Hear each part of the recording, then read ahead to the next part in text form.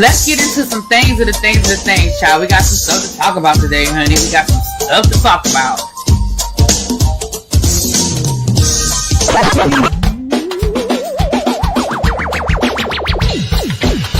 Hit that like button if you are new here. Go ahead and hit that subscribe button. We have a great time over here. You meant what you said when you said it. Really be expected, because I'll be understanding y'all sometimes. And when y'all know when I say y'all, you know I ain't talking about y'all. Y'all. Fix me that all these people that got something to say have been actively involved in the political process in their world. I don't believe it. You ain't gonna convince me. I know y'all love me.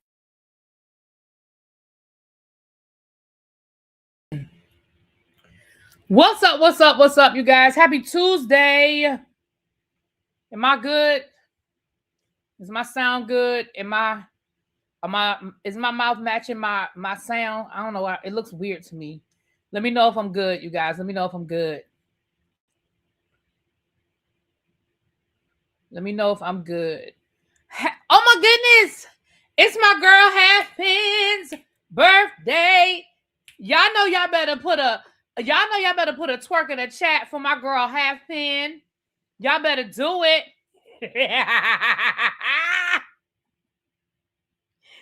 Cage, don't mess with me today. Y'all better do it. Please, everybody wish my girl Halfpen a happy birthday. Met her when we went to Books and Bourbon last year, and we had a good time, honey. So y'all make sure y'all wish her a happy birthday, please, and thank you. Please and thank you. Yes, drop it in the chat. Hey, Miss Toby. What's up, boo? How you doing? And I want to say a happy belated Happy Mother's Day to all of the mothers. Y'all know I normally come live. And I normally give a good, I would normally do a Mother's Day live. But I'm going to just go ahead and be honest. And let you guys know that, baby, I was wore out on that cruise. Let me just tell you something. I'm going to do a full breakdown later on this week. I'm going to be honest, I'm still tired. So it's not going to be I was going to try to get y'all a double up today. I was going to try to do a Real Housewives of Atlanta and then do this today. I don't have it in me. I don't have it. I just ain't. I'm tired. I had to go pick up a prescription after work. And by the time I got home, I was hungry because I didn't eat lunch. I had to cook me some dinner. Baby, I didn't have it in me today. I'm going to do my best to get caught up as soon as possible. I know I owe y'all a lot. I have looked at Real Housewives of Atlanta. I have looked at the Real Housewives of Rhode Island. I have looked at Bill Collector Birmingham. So the only other one I have left to look at is Love and Marriage Huntsville. And so I can start getting caught up on those reviews. And of course, I got to get caught up on Beyond the Gates. But I have until Saturday to get caught up on Beyond the Gates. So that's not my stress. As of right now, I really don't have anything planned for this weekend that I know of, other than the normal, run errands kind of thing. So I'm going to try my best to be caught up on everything no later than Friday. So just have some patience with me, you guys, when it comes to stuff. I really do appreciate it. I am going to say this. I am doing a quick, it's not going to be long, y'all. I'm doing a quick members only live after this. I have some Real Housewives of Potomac tea to pour. Yes, honey, they are filming, and I got some tea. I got an unboxing I want to share with you guys, and I also have some travel updates. So we're going to do a members only after this. It's not going to be a long members only, but I do want to get that information to you guys today because some of that stuff is new stuff. Some of this is information I just got today, okay? So I'm giving it to y'all first, my members. And thank you. I see we got some gifted memberships. Thank you, Cross Country Cruiser, for gifting 5 memberships. And thank you, KDK, for gifting 5 memberships. So that's 10 new members that's going to get some tea today. Look at that. Look how that worked. We got 10 new members that's about to get some tea. Hold on. Let me see who got it. Let me see. Let me see if I need to, do I need to time you out again, Cajun? Huh? All right, let's see who got it. So congratulations to Lord. Hold on. The chat stopped moving because I paused my video. Let me see if I can scroll up on my chat. It won't let me scroll up. It won't let me scroll up. It won't let me. Damn it, y'all. It won't let me scroll up. Hold on. Let me go out and come back in. Let me see if I can do it. I really don't. StreamYard keep doing all these updates. I wish that's the update StreamYard would do, is let me see who gifted memberships without having to go into my chat. Child. Let me see if it'll let me do it here.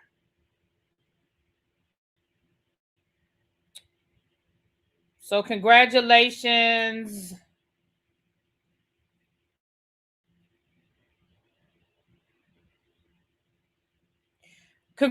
Congratulations, the zip top. Ooh, the zip tip. Is that saying that right? Sway Crow, Shane One, Jace, Fruit Punch. Hey, I ain't seen Fruit Punch in a while. Hey, boo. Tashar. I hope I'm saying that right. And then hold on, let me see if it'll scroll me up.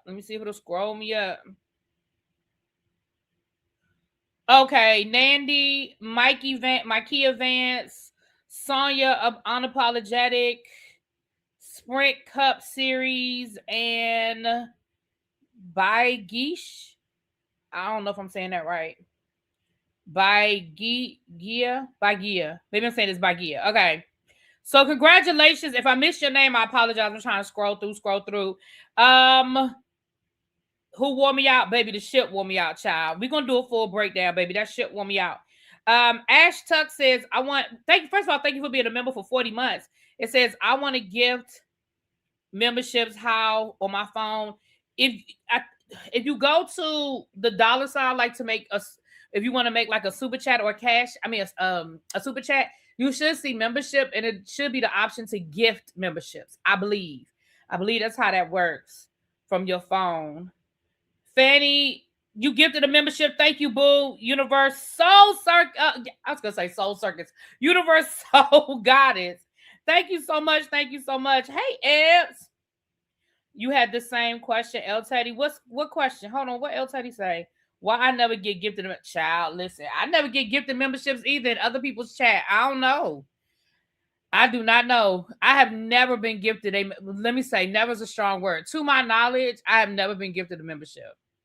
So I don't know. They said you got to have your gifting turned on, but I'm pretty certain my gifting is turned on. So you have to go in and make sure your gifting is turned on, though, and see if it's turned on, you guys.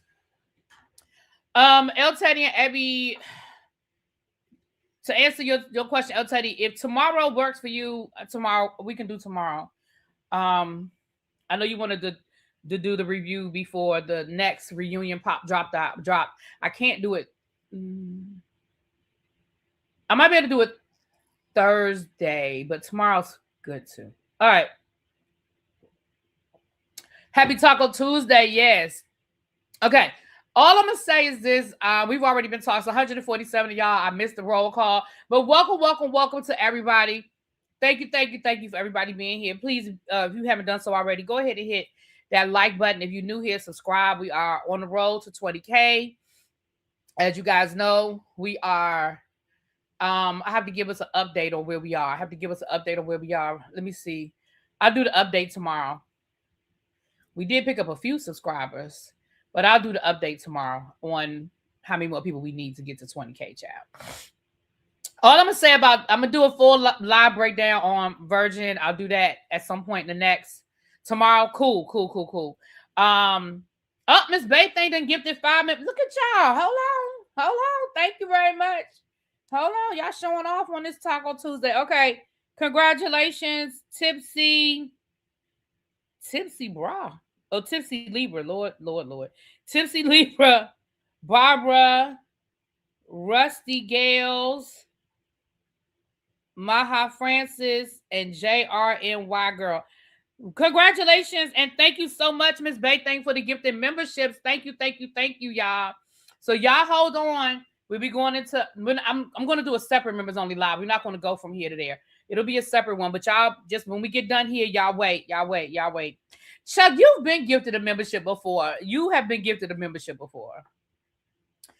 Okay, y'all, let's get into some things. Y'all know it's been a few days since I've been here, so we got a lot of mess to talk about, honey. Let's get into some of the stuff. The two biggest stories I want to talk about today, of course, is Kevin Hart. And thank you, D. Thank you, nephew. Hey, boo. Is Kevin Hart um Tasha K, Cardi B, which we kind of talked about a little bit, but I want to kind of get a little more detail. And this Dorit and PK situation. Okay. Yes, if you've been gifted a membership, please make sure that you guys are thanking the people. And I thank you again. I thank you again. I thank you again. What'd you just say? Somebody just said,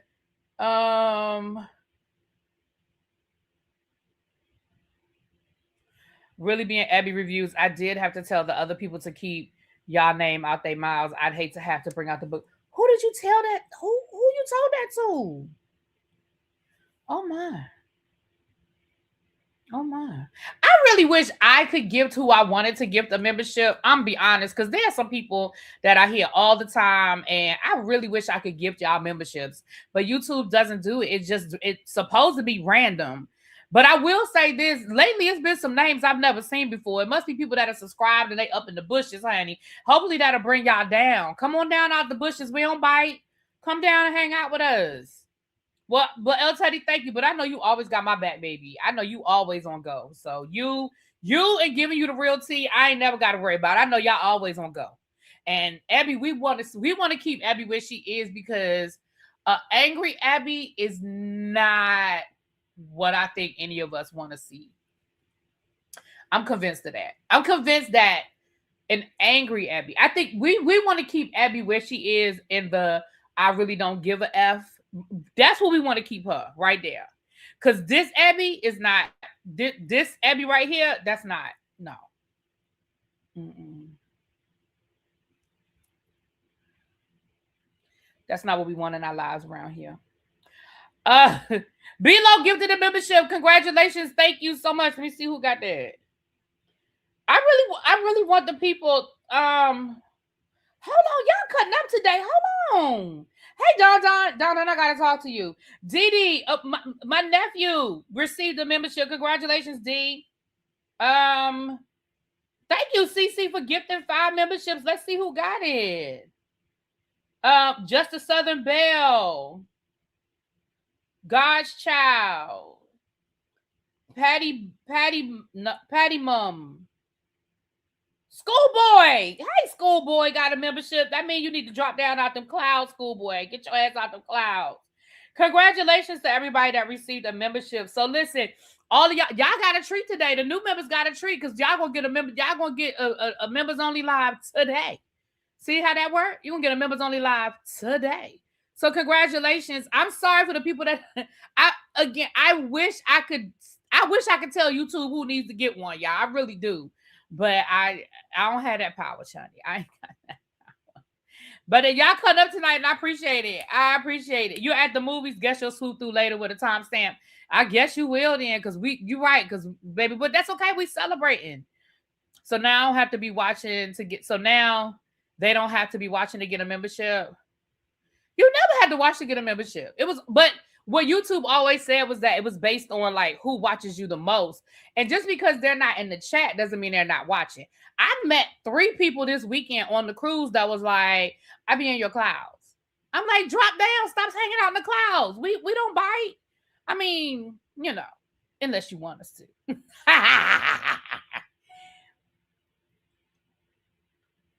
Universe Soul Goddess, thank you for gifting a membership. Hold on, look, child, look at this.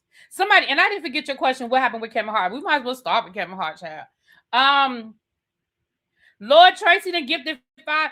Hey, El Teddy, Abby, y'all gonna be jealous. I was hanging out with Monk Chip all weekend. Monk Chip was on the cruise, honey. Hey, Monk Chip. Mwah. I told them she wouldn't let me take a picture. But I told her I was going to let y'all know that I was hanging out with her all weekend long. Mm-hmm. Thank you, Tracy, for gifting 5 memberships. We have the real boring housewife. Oh, that's cute. Real boring housewife. Sidewest, LK72, the soul static, and Autumn's mom. Hey, Autumn's mom. Well, thank you, everybody. And thank you, Tracy. Thank you, Tracy, for gifting the membership. Ash Tuck said, I tried to give memberships for my phone and it doesn't give me the option. I will gift another time. But we missed you and I need to be on that next cruise. I was living through James Post. Baby, let me tell y'all something. If y'all are not subscribed to Spiller Boy TV, aka Treasure Travel, y'all need to get over there and get subscribed to his channel. Because listen, he was going live the whole cruise. And I'm gonna be honest with you. Oh my goodness, more memberships. Yes, thank you, Paris. Gifted a membership. Thank you, Boo. Hold on. Let me y'all know my eyes. Hazel Diane. Hey, Hazel Diane. Thank you for gifting that membership. Thank you. DeMarcus, y'all really missed me. Yes. I need to go away more often. DeMarcus says, how do you feel about Cheryl Underwood comments about Kevin Hart's roast about her husband? We're gonna get into in a minute the roast. Give me a minute though. Give me a minute. I honestly don't know Cheryl Underwood's specific comments, to be honest with you. Y'all know I don't pay her no. Anyway. StreamYard is doing something new. Who still has StreamYard? I know Abby El Teddy and Chef Don don't anymore, but they're doing something new with these. I saw it last night on Sakina's. Anyway, I can't describe it to y'all, but they're doing something new. James had on them hoochie day. He sure did, and you know he made most of his outfits, right, Abby? He made most of his outfits. He didn't make that outfit, but he did tailor it. You know. But most of his outfits he made. Thank you, everybody. Thank you for the super chats. Thank you for the gifted memberships. Thank you. I appreciate y'all so much. I do. And thank you for being a new hold on. Thank you, T Love, for being a new member. Mwah! Thank you so much. Remember, we are going to have a members only live immediately after this. I want to give you guys some travel update information. I want to give you guys, I got some Real Housewives of Potomac tea that I'm only going to be spilling in the membership for right now. And I have, what was that third thing I said I wanted to tell? Oh, I have a quick unboxing I want to show you guys. And thank you for the gifts. Somebody just sent me a flower. Okay, thank you for the gifts. Oh Lord, damn it, y'all! Every spring I get ants. I just saw one, so I know I got to pull out my ant. Stuff. Every spring I get ants, and I've seen two since I've been home, so that means they're here. So I got some good ant bait though. I'm about to pull it out as soon as I get off of here, honey. Get them. Usually I only have to put the ant bait out and they gone. Yeah, Spiller Boy was getting it. Look at Lady Libra. Yes, lady. Listen, me and my Lady Libra, we hung out, baby. We had a good time this weekend. Listen, if you are not subscribed to Spiller Boy, y'all need to go over there and get subscribed. Because again, he's got a lot more footage than me because he was going live from the club and stuff like that. So this is all I'm gonna say, because like I said, I'm gonna do a full breakdown on my travel channel. This is all I'm gonna say about when somebody said, why was I wore out? Because let me tell y'all something. Quiet is kept and loud as it is. Virgin is gonna steal the thunder, steal that name from Carnival as the fun ship.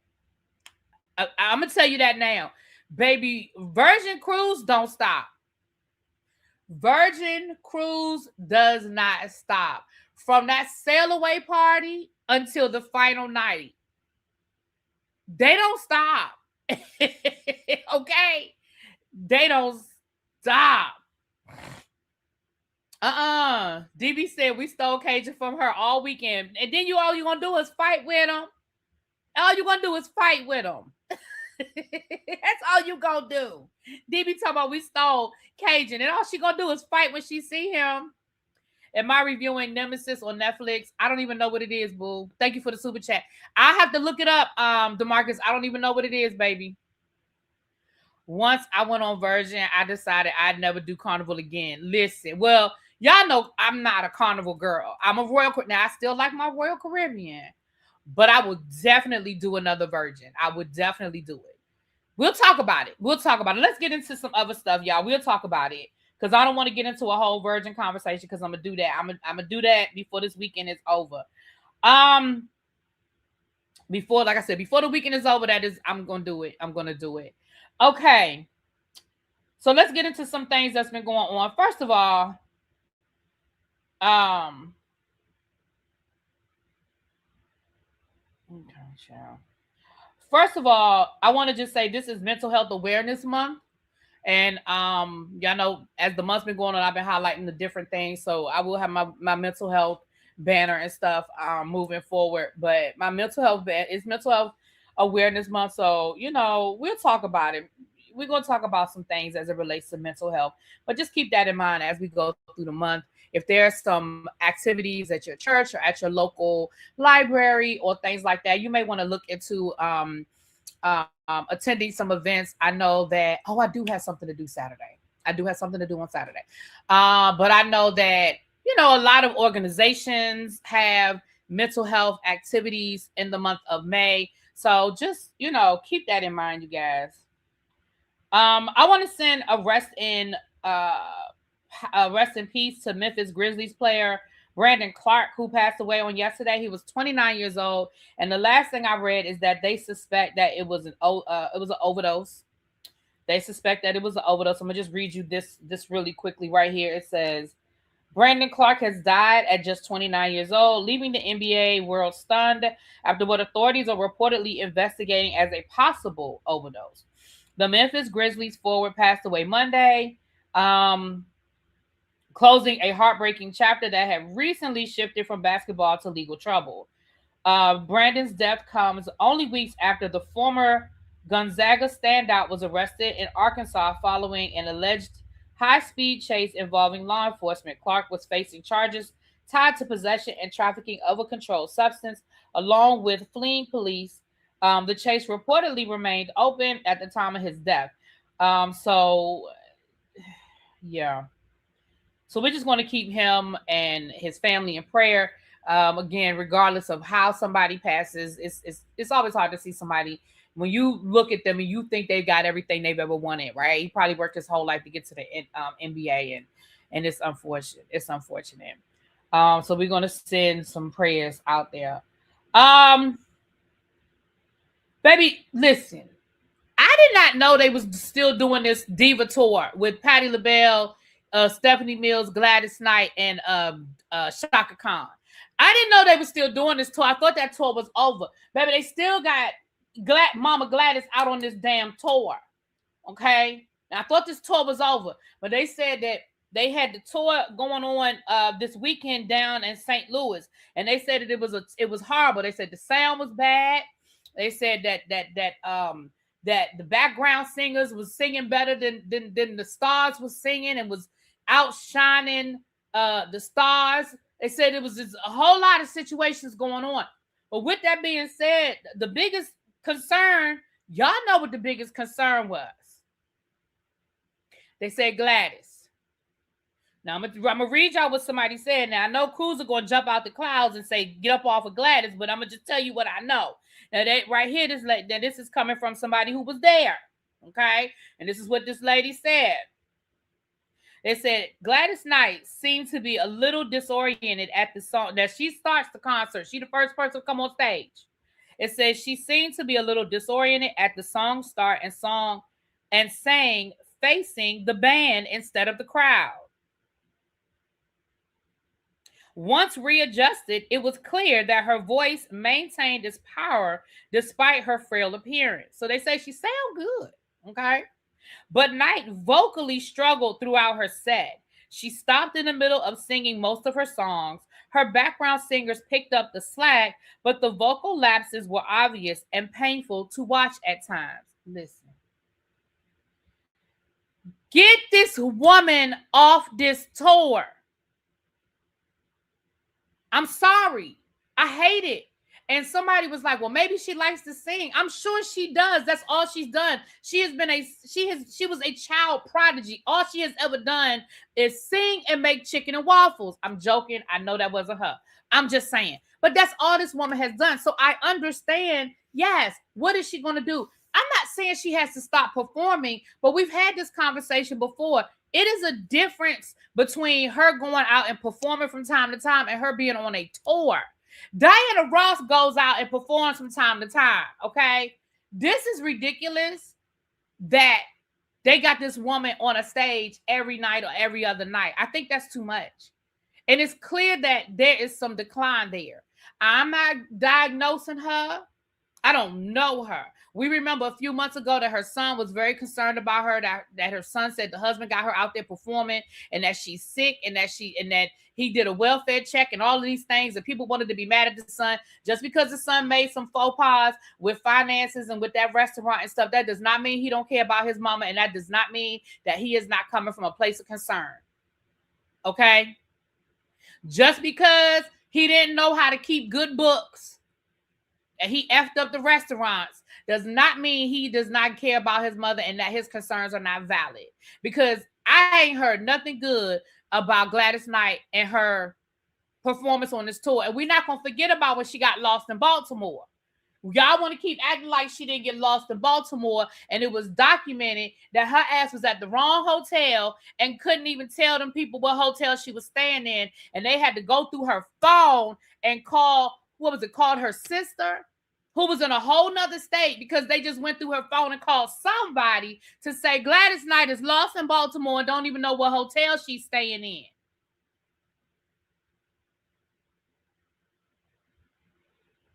I'm sorry. Get this lady off this tour. She can come and join y'all once a week. Let her be the special guest.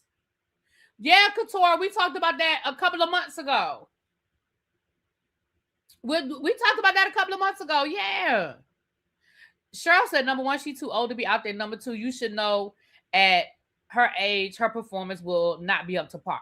Well, I agree. I mean, I hope people ain't up there thinking that they're gonna be getting love overboard. You know, y'all know y'all not getting that. Y'all know y'all not getting that. Hold on, let me see if I can find it. Y'all don't remember. We did a whole live. Can one of my mods find the live? We did a whole live on Gladys Knight. Didn't we do a whole? It was just a separate live about Gladys Knight, or was it part of a show? Was it a tribe meeting? Her son called Adult Protective Service. Did we do a whole video on just Gladys Knight, or was it a tribe meeting? We need a Gladys documentary or movie. Yes, DeMarcus, let her do a movie. Yes. And I think you asked me earlier, had I seen the Michael movie? No, I told y'all I don't want to see the Michael movie. I'm not interested in seeing it, and I really ain't heard good things about it, if I'm being honest. Thank you, Vinny Vin. Thank you. Yeah, Quake, we did a whole breakdown on this. I want to say we did a whole live on just Gladys Knight. If I remember correctly, I don't. It was okay. Abby said it was a tribe meeting. Right. Her husband is her manager, which is who the son was complaining about. Mm-hmm. Yeah. I remember that. We had a whole conversation about that. You asked me something else, DeMarcus. You asked me about the Michael movie. You asked me something else, baby. I forgot what the other question was. But no, I haven't seen the Michael movie, and I'm probably not. I really don't have an intention of seeing it. I bought a ticket to support it. It's made all this money. It's great. But I didn't. I didn't see it. You saw the Michael Jackson movie, and I'm sorry to say I don't understand all of the. I really wish StreamYard would get rid of this right here. They got this thing covering it up. And I don't understand and I didn't understand all the hype. I just think a lot of people, there's a whole new generation that's discovering Michael Jackson. And I really think that they're really, because my students are real hyped up on Michael Jackson. And I'm just like, okay. Like every day they want me to play Michael Jackson music, and they're like doing the dance moves. Like it's all new to them. I mean, they weren't even close to being born when Thriller came out. Hell, some of their parents weren't born when Thriller came out for the students that I have now. So it's a whole, what I don't understand is why they mad at Pepsi after seeing the movie. Is it something that I'm missing in the movie about Pepsi? Right, that's the other thing, baby. I lived through I lived through it. I lived through all of that. I mean, and I already told y'all, the only Michael movie I acknowledge is the Jackson movie. With my boy Cochise as Joe Jackson and Angela Bassett as Catherine. That's the only Michael Jackson movie I acknowledge. Mm-hmm. She's probably happy on stage. Hell, give her a rocking chair and let her sing what she remembers. But that's what I'm saying. I'm cool with. I'm not saying she need to go sit at home and retire. I just think a tour is very grueling, and I just feel like if it was like a once a week thing, I'm cool with that. Or even if they got her a residency, give her a residency. So she used to have a residency in Vegas. Now I know she probably don't want to do Vegas again because she got a gambling addiction, so she may not want to go back to Vegas, but give her a residency somewhere. My son is 13 and the moon walking all up. Right, it's a whole new thing. Whole new thing. Okay, Lovely Nola said no, she need to retire. The Pepsi commercial, the young ones probably didn't know what happened. Oh, okay. Yeah, the Jacksons and American Dream, Gossip in the Garden. That's the only one I acknowledge, child. The rest of it, they can have it. Anyway. But yeah, so that's what's going on with that. Okay, let's see what else we got going on here. Child, they said that Queen Latifah is gonna be a judge next season on The Voice.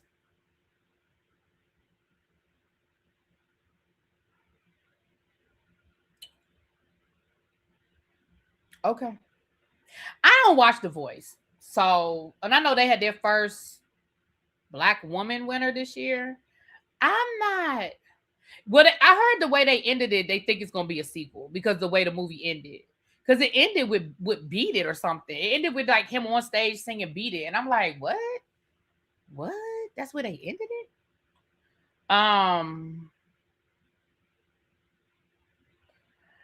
I told y'all I don't like The Voice because I don't like the audition. I mean, again, it gives me anxiety watching them people waiting for somebody to turn that chair. And I hate when I see somebody singing and they singing their heart out and don't nobody turn that chair. And then they be standing there crying and then their family members be in the back crying. And I just don't like it. And I'm not talking about the people who clearly can't sing. But there's people that really can sing. What's up, Doc Liquor? What's up, boo? There are people that literally can sing and you be like, why isn't anybody hitting the button? I don't like it. It gives me anxiety. So I stopped watching it. I only watched a few episodes, but I couldn't get past the auditions. I ain't like it. I don't like that. It just gives me, it gives me anxiety. I will say I saw this clip of the British version of The Voice. Boy George, I guess at one point in time was a judge, and this guy sang, what's that Boy George? It was a Culture Club song. It was shit, now I'm not gonna remember the song. I think it's Time Won't Give Me Time. Time won't give me time. No, that's not it. One of them Boy George songs, but I mean, yeah, it was one of the Culture Club songs, and it was a song that he wrote about the secret affair he was having with the drummer. Right? Y'all remember that whole scandal. For people who from the 80s, y'all remember. If you wasn't from the 80s, you don't know what I'm talking about. But it ended with bad. Okay. But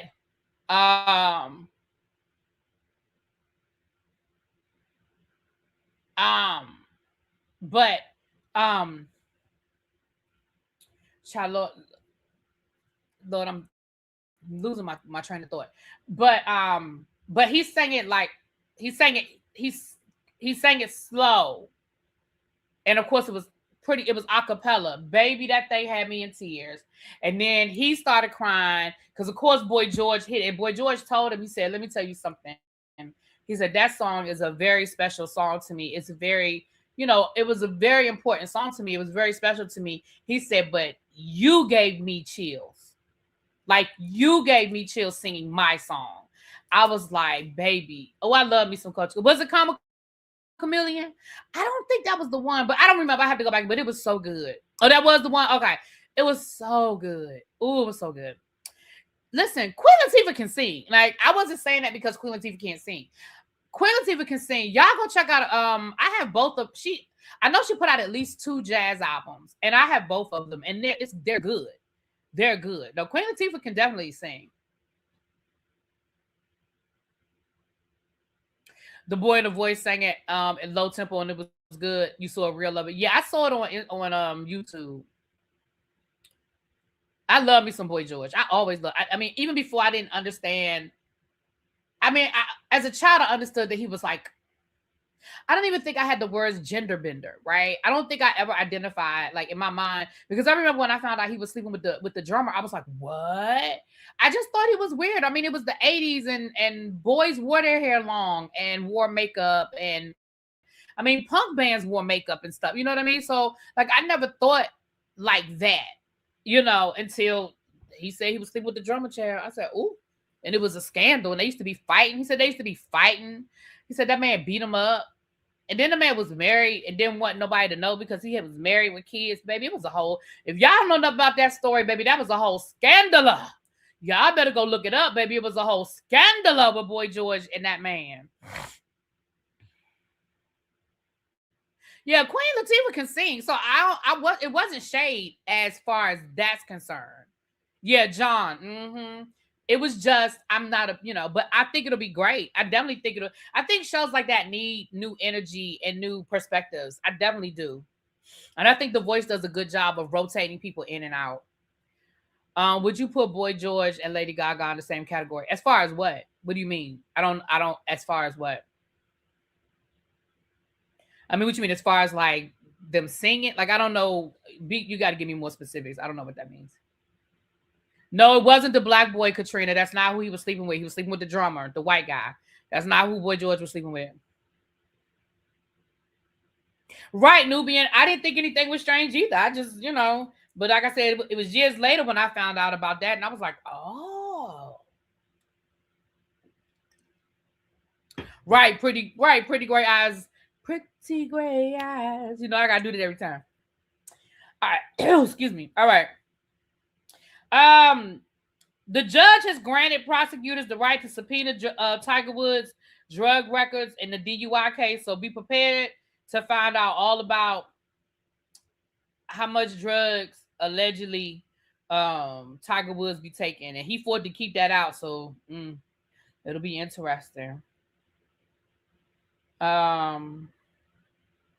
Will Smith's sexual harassment and wrongful termination lawsuit has been thrown out by the judge. Remember that guy was saying that Will Smith sexually harassed him and then fired him? Well, the judge threw it out. The judge was like, stop playing with me. Byron Allen. Now, this is interesting, and I'm going to reach out to some people about this. This is interesting. It says Byron Allen is acquiring a majority stake in BuzzFeed.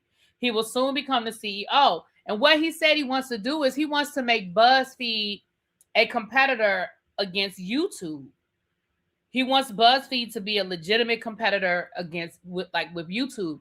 And I think I have to do more reading on it, but I think that'll be good for people like myself because it creates a competition. Like, honestly, right now, YouTube really don't have a lot of competition when it comes to content creators. And over the years, it's been harder and harder on YouTube with different things as far as content creation are concerned, because they do sort of, I mean, I know other platforms you can be monetized, but YouTube, in my opinion, is probably the most consistent. You can be monetized on Instagram, but that's not consistent. You could be monetized on, like I said, on all of them, but they're just not consistent. So, yeah. So I'm gonna keep my eye on it because, baby, I'll definitely go over there, like I'm trying to do on Twitch and all these other, platforms that I'm trying to multiple streams, honey, multiple streams. Right, Byron, stay buying a company. You right. Am I on Threads? Yeah, I'm on Threads. Yeah. Okay. Okay, hold on. Is that? Let me see here. It's been a few days, but let me see. Let me check. Let me see if there's a few more things. Ciao.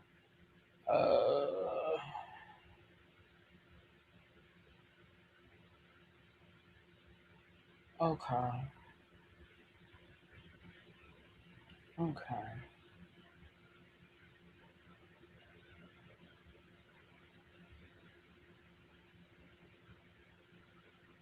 Okay. I'm just trying to make sure. Shout out to Jimmy Kimmel, who is going. Well, I think the hey Fedora, what's up, Cruiser? Shout out to Jimmy Kimmel, who played a rerun against Stephen Colbert's last show. And shout out to all the late night hosts that went over to celebrate with Stephen Colbert with his final show.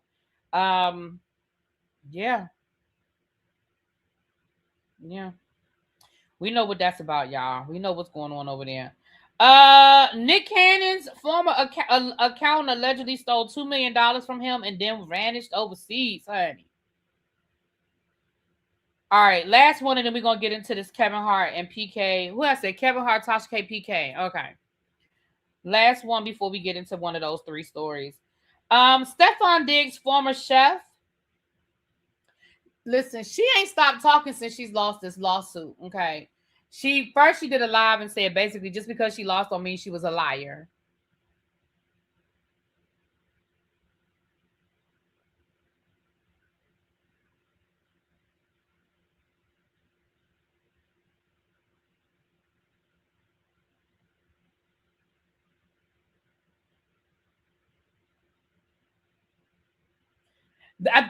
I wasn't sure when his last show was, but I think all of them came together to film a segment because I saw where there was a picture of all of them together. So they might have just filmed a segment for it. But he said the night of his last show, Jimmy Kimmel said he's playing a rerun. He's not going to do a live show. He's not going to do a new show. It's going to be a rerun because he wants everybody to go over there and watch Stephen Colbert's final show.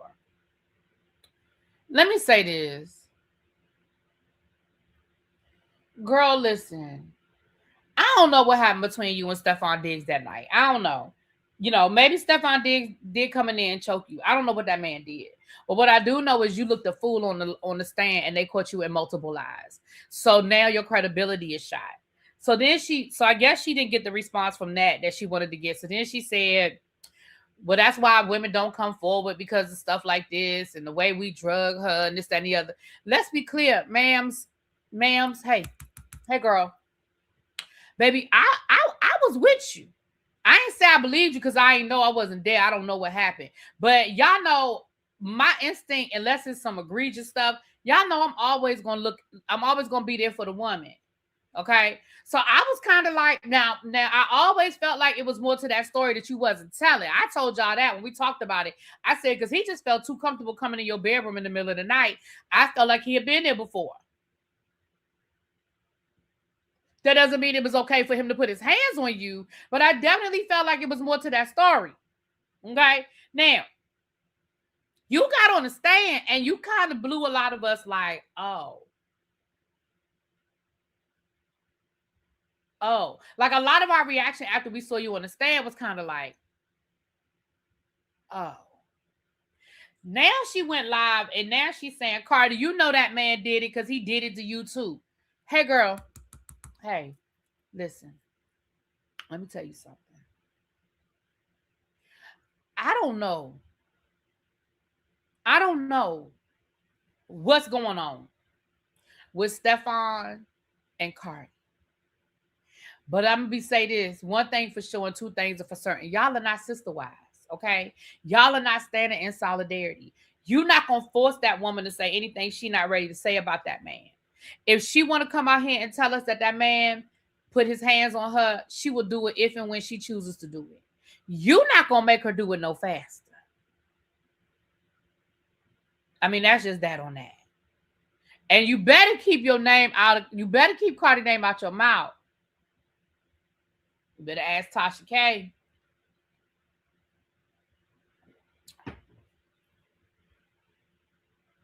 Boy, ain't nobody swing on you. Shut up.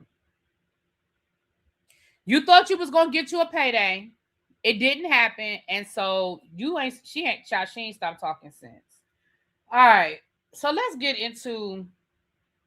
Since we talking about Tasha K, let's go ahead and get into that. So Tasha K, okay. So let me give y'all a short version of the story.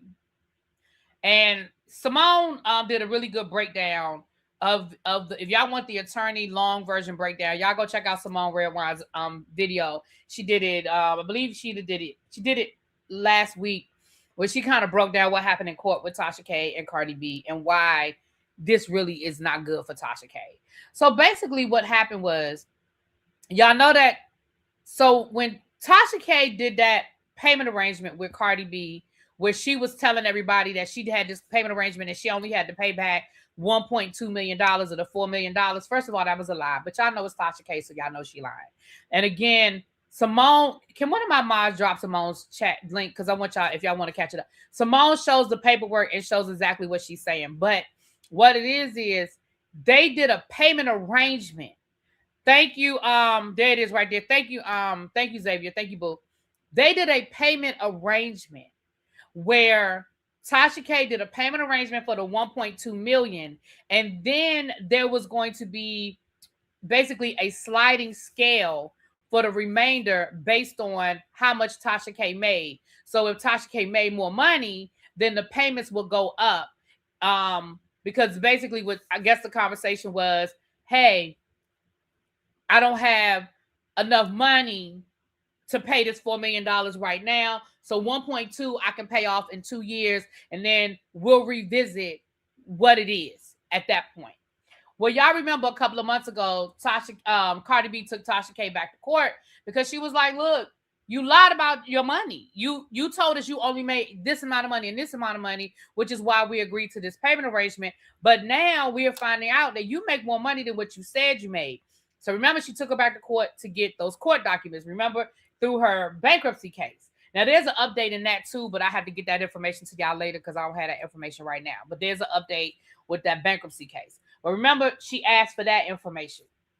Then Tasha K signed a non-disparagement agreement, meaning I will not talk about Cardi B or anybody associated with Cardi B until this judgment is paid off. Remember when Tasha K did that whole, I want to be free, I want to be free, I want to be free so I can get my freedom of speech back? Well, that is what she's talking about. So in the non-disparagement agreement, she agreed to not talk about Cardi B and anything dealing with Cardi B, which includes her ex-husband, aka Offset, and her current husband. I mean, and her husband, but her current situation, because we don't know what's going on between her and Stephon. One thing for sure, and two things for certain. I told y'all, Cardi never came down here and told y'all that they broke up. Y'all told us that Cardi B and that man broke up. And when I say y'all, I'm talking about the blogs. Cardi B ain't never come down here and say that her and Stephon Diggs broke up. We know that she left the Super Bowl early. She probably was pissed off. Now, they might have had a fight. And then immediately after the Super Bowl, Cardi B went on tour. And when she came through D.C., what had happened? What had happened when she came through D.C.? Her and Stephon left together. And then over the weekend, where was Cardi B this weekend? With Stephon and his mama, all hugged up and booed up. Cardi never told us them two broke up. We just stopped seeing them together. But again, she was on tour. She was focused. And he had this court case going on. Okay, he probably couldn't be on tour with her riding around the United States when he had to be ready to deal with this lady in court. But neither here nor there. What Tasha K was doing, y'all, was Tasha K would do videos and do these post and deletes. And the problem is, Tasha K, you smart, but you're not smarter. And Cardi B and her attorneys would catch it. So when they went to court, they basically had all of these violations where they were like, listen, she violated because she posted this on this day and this on this day and this on this day and this on this day and this on this day. I think they had something like 21 violations when they went into that court. So what had happened was Tasha K's attorney, Tasha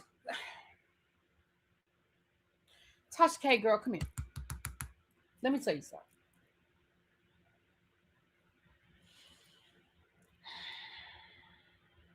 Listen. Tasha K, come here, baby. Come here. And I know you don't want to hear nothing I got to say. You don't give a fuck about nothing I got to say. You probably don't even know who the hell I am, and that's okay. But let me say this, Tasha. If you want to be a shock jock, if you want to be this person that throws caution to the wind and wants to lean on my First Amendment rights to say whatever it is I want to say, then what you need to do is invest in a good attorney. And good attorneys are expensive. You know why they're expensive? Because they're good at what they do, so they can charge you. Tasha, you have got to invest in an attorney that is going to keep you out of trouble. If you insist on continuously doing these things, which you have every right, baby, you are within your rights to do all of the things. But you have got to invest in somebody that is going to match that energy. Now, the attorney you have now, who you said was such a great attorney, when he wrote his response, Cardi B's attorney submitted to the court what they wanted to happen. Tasha K's attorney submitted the response. Y'all know that's what happens in court. In Tasha K's attorney's response, they found that there were multiple ChatGPT references from court cases and case law that just fucking didn't exist.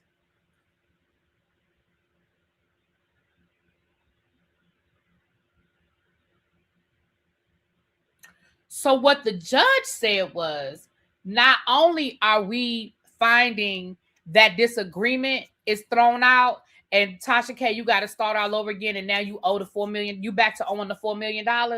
We are also going to sanction your attorney, and your attorney has to pay lawyers' fees. You know why?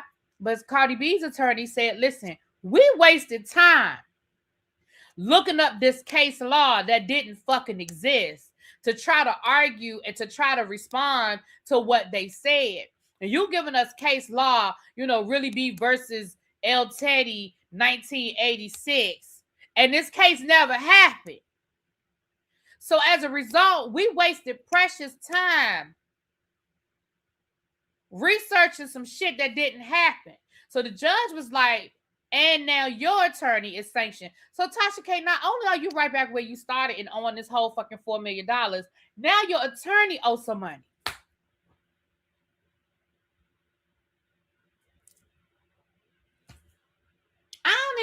Tasha,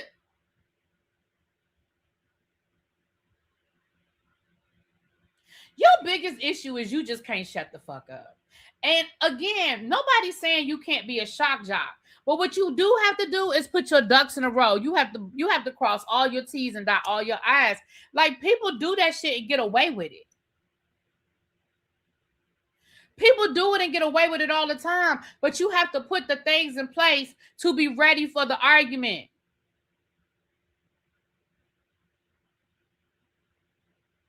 And you can't do that shit. You can't do that on a Dollar Tree budget. Damn it. You can't do that shit on a Dollar Tree budget. The attorney was citing case law that didn't exist and citing court cases that never happened. Remember, Diddy, the guy that was suing Diddy, did the same thing. He was found. He was sanctioned something. I forgot how much, but he was sanctioned. What's his name? Y'all know the guy I'm talking about. What's his name, y'all? That attorney that sued Diddy and was using AI case law and TD Jakes. And he was using AI case law and got caught up. Right. Howard Stern. Hell, even Wendy Williams. Busby. No, not Busby. It wasn't him. It was the Tyrone Blackburn. Yes, Tyrone Blackburn. Remember, he did the same thing. They said in the TD Jakes case, baby, they said he had AI all up in there. And he gonna tell the judge it was a mistake. The judge said, how many times? Touch K act like Cardi B the only celebrity out here doing celebrity shit. Girl, find somebody else. There are a million different people you can talk about out here. Jason Lee be saying some of the most egregious shit sometimes, and he don't get sued. Or if he does, we don't never find out about it. Come on now. Her lawyer's blaming the intern. Well, guess what? If your name is on the head, if your name is on the letterhead, guess who's gonna get in trouble? You.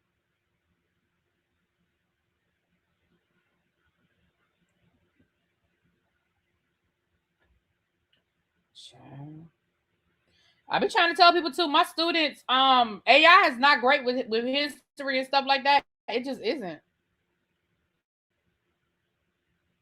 Anyway, so that's the update on that. Again, if y'all want the full breakdown, Simone did a full breakdown on her channel. And child, Simone been on Tasha K's neck, so she got the full breakdown over there. Mm-hmm. All right, let's do this PK Dorit update situation. Hold on, what's my timestamp, child? So I can click this and put this over on the other channel. Hold on, what's my timestamp? Okay. 57:30. So, according to the TM of the Z, PK and Dorit's house is going up for auction in 10 days. Okay. It's beyond payment arrangements. It's beyond agreements. It's about to go up for auction. That's it. That's all. Now, y'all know that things have been leaking. I'm going to say that in air quotes, leaking, right? So one of the stories that has leaked out is in there because they're divorced. It's court documents. So some of the stuff isn't leaking. Some of it is just public information that people are pulling the court documents. But there was a declaration that one of their mutual friends wrote in support of PK. And according to what this friend said that Dorit has been using the kids to lie and try to get money out of PK. So let me read y'all this part. This came from the declaration from the friend. It said, while I was attempting to address financial issues with Dorit, she enlisted, this is what PK said. While I was attempting to address financial issues with Dorit, she enlisted our kid to send text messages to me requesting money for her personal expenses, including a trip she wanted to take with the children. PK submitted the alleged text exchange from April from his child as evidence in court, which reads, Daddy, do you want us to have a fun spring break? That's supposedly from their child. PK responded, yes, puppy, of course. But because I know you're super smart, before you try and outsmart your daddy, just bear in mind the creator is always smarter than the creation. Now, PK, that sounds like a lot to say to a child. Now, PK, and I'm sure this is all backed up in text messages, but that's a lie. I wish my mama, sir, just remember the creator is always smarter than the creation. Sir, that's a lot to be saying to some children. Okay, now PK, now listen. And let's keep going. It says, to which the child replied, yeah, that really helps with the fun spring break. Huh? That really helps with the fun spring break. I don't know. These are what the text messages say, child. So then it says, later in the conversation, PK asked, why did you ask me if I want you to have a good spring break? And then allegedly the child responded, forget it, which led PK to say, no, I don't want to. Tell me, what did you mean? So then the kid eventually said, why can't you just book us a holiday? Mommy pays for everything.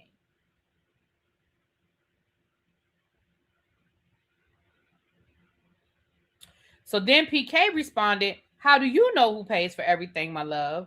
And then the kid replied, can you just pay and book us a flight? Like, the child said, look, I ain't got time for all that. Can you just pay for the shit, please? Can you just go ahead and pay? Can you just go and do that? I ain't got time for this conversation with you. So then PK allegedly said, LOL, I don't know where you want to go, so I wouldn't know what to book. It's 10:30. You need to go to bed. And then the kid said, okay, good night. So these are text messages. So I'm sorry, I'm reading the wrong thing. I got so much PK and Dorit stuff in here. So this is allegedly a text exchange between them. So hold on, let me find the other stuff, the one about the friend. Hold on, child. Hold on. I got so much stuff in here. My bad. That's not the one. The friend wrote, hold on. Is this it right here?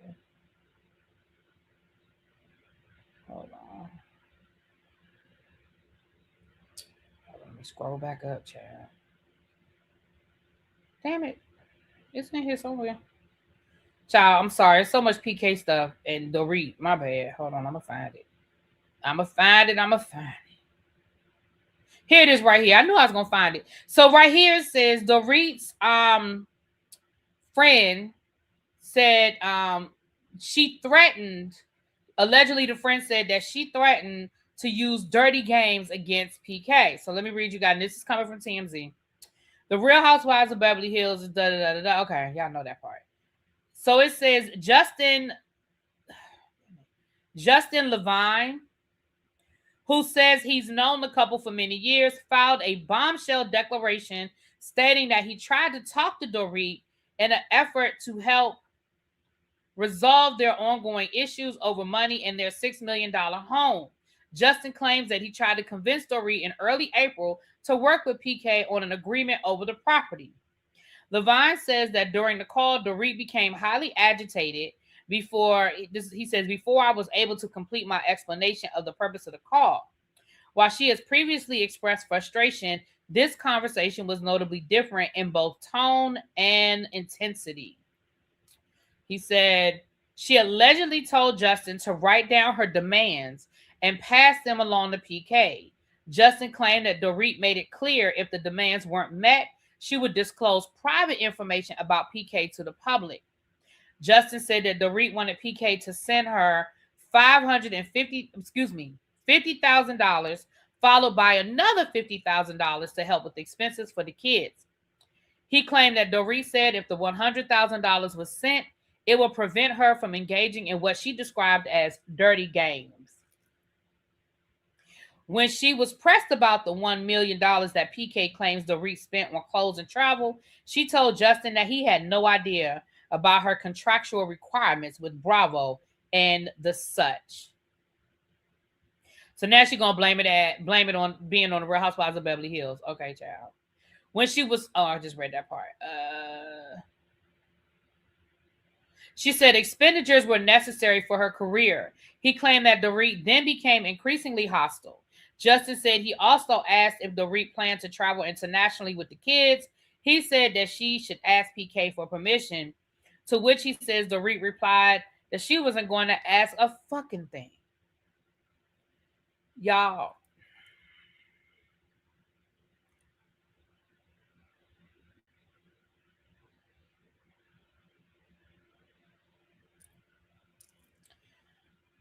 It's a mess. So again, and then the last thing I saw was where this house is allegedly going to be up for sale, going on auction. Now, I was reading in the comments down to the Tiki-Taki. Baby, they said Kyle could be real petty and buy her house. What if Sutton bought her house? Y'all remember how she talked about Sutton's house being on the main road? Y'all, what if Sutton bought her house? Wouldn't that be the ultimate petty? Wouldn't that be the ultimate petty if Sutton bought that lady house? Oh my.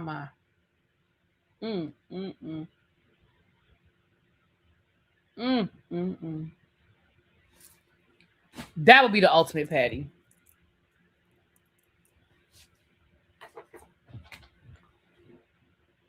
Why aren't the feds coming to Dorit like they are with Pam Oliver? Because Dorit didn't scam. Because Dorit didn't scam to buy that stuff. She just spent money she ain't need to be spending. But allegedly, I guess Dorit and PK did a better job of covering up their robbery.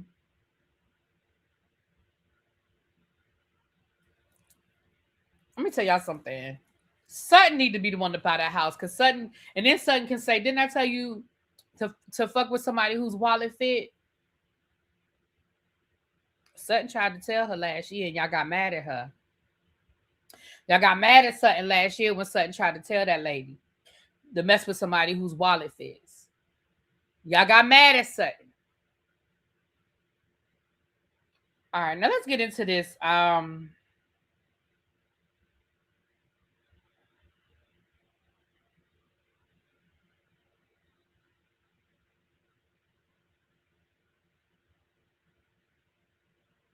sorry, y'all.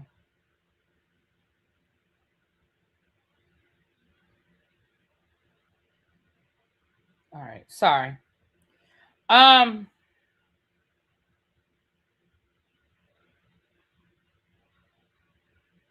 Oh, I was with Sutton too. I wasn't offended at all by what Sutton said.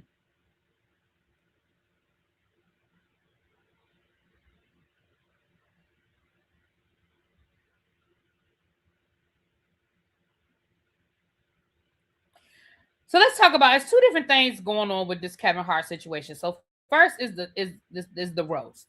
So let's talk about the roast, and then let's talk about this article going on over at Kevin Hart's media company. And I do have the lawsuit, but I don't have time to read through it today, because like I said, I'm doing this and then I'm doing the members only live. But we're going to read through an article. So let me talk about the roast. So first of all, Kevin Hart had a roast on Netflix where, all the comedians come up and they do things. Let me just tell you something. First of all, I'm not the kind of person that enjoys roast. I don't enjoy that kind of humor. It's just not funny to me. Um, and I also think that roasts have gotten cruel. If you go back and you look at, I remember looking at years ago a roast of, was it? I think it was Red Fox. I think it was a roast of Red Fox, and it was hilarious. I thought it was hilarious. Um. Oh, I'm sorry, El Teddy. Just got word that Jason Collins, the first openly gay NBA player, has died. I'm sorry to hear that. Wow, I'm sorry to hear that.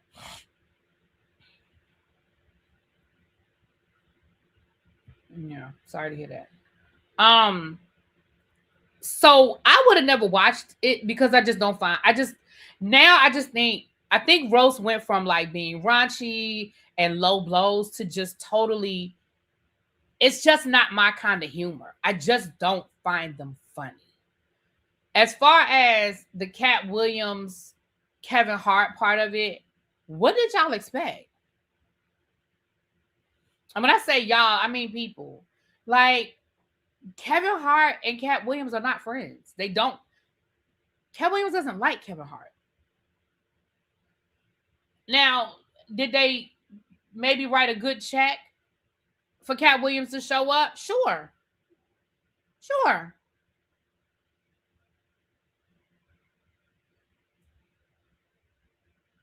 Sure. I mean, remember Cat Williams has a relationship with Netflix as well. So maybe Netflix gave him a call and they wrote a check for the right amount of money, and so he showed up. I didn't have an issue with what Kevin Hart, I mean with what anything from what I saw. I only saw clips, but I didn't really have a big issue with it. I feel like Cat Williams didn't say anything different that he ain't been saying about Kevin Hart. He just kind of said it with a LOL at the end. You know how people say stuff. They send you a text and then they add a LOL to it to soften the blow, but they really meant what they said. I feel like that's what that was. I feel like Cat Williams just did a LOL and just, you know, you said what did Cat Williams say? He basically just said that Kevin Hart was him. That Kevin Hart came in and that Kevin Hart was a yes man. He doesn't say no to anything. Whatever they want him to do, he just does it, and he basically is a buffoon for the industry. That's what it is. He said Williams said Kevin Hart's been copying after him since he came into the industry, and he made a joke about he used to be a 6'5", light skinned man or something, something, something. He said now look at him, So it's just it's just that. I don't have an issue with Kevin. I think Kevin Hart's funny. And I know that's not everybody's humor. I know everybody doesn't find Kevin Hart funny, but I think that's what makes the world go round. You know what I mean? Like, I'm not going to start policing comedians because I find some comedians that other people find offensive, I find funny. I remember Andrew Dice Clay, and again, you got to be a kid from the 80s to remember Andrew Dice Clay. Andrew Dice Clay was offensive to every fucking body, and I thought he was the funniest thing. And he talked about, for the 80s, he was raunchy, he was over the line, and I thought he was fucking hilarious. So I don't want to police what other people find funny. You know what I'm saying? Now as far as this white comedian, hold on, I have his name in here somewhere. Hold on. Let me see. Let me get this man's name, child. Hold on. Hold on, child. I got it in here somewhere. Kevin Hart. Oh, the man pled guilty to stealing Beyonce's music, but you know, I kind of thought that was going to happen. So, hold on, let me find it, child. Let me find it. This white comedian. Hold on. From the roast. Here it is, right here. The conservative comedian, Tony Hinchcliffe. He made a joke about George Floyd during Kevin Hart's stand-up roast. While on stage, he said, "The black community is so proud of you, Kevin, right now. George Floyd is looking up at us, all laughing so hard he can't breathe."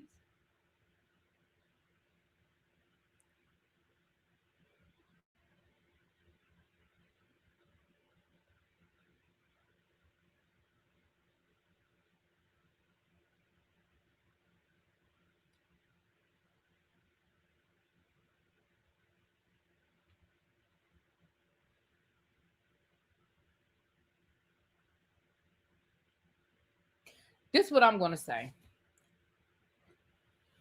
This man is the same comedian that told jokes at Trump rallies, that told racist jokes at Trump rallies. So what the fuck are y'all mad about? See, this is where I'm saying you can't be mad at that man for doing what that man does. Y'all invited him into your space. What the fuck did y'all think he was gonna do?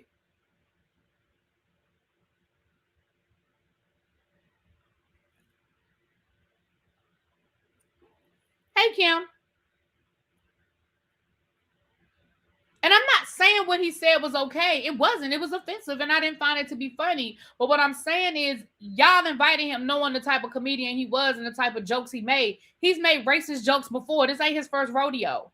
He did stand up at Trump rallies, and he made racist jokes then. What's up, Sir James? Hey, boo. So I'm just saying, like, everybody wants to be mad and everybody wants to be up in arms. Who you mad at? You mad at him? Why? Because he told the joke in a black space instead of a white space this time? Why you mad at him? They fucking invited him.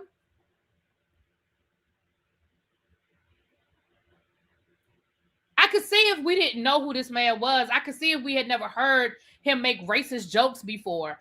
I'm sorry. He's got a whole plethora of clips where you can go on YouTube and hear his racist ass jokes. I believe we even talked about him at one point during the campaign. I really feel like we've had a conversation about these jokes. I don't like what Shane did to Cheryl.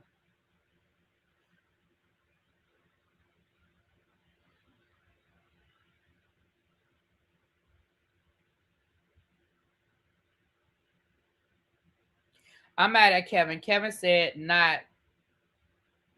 no to tons of jokes and was okay with that.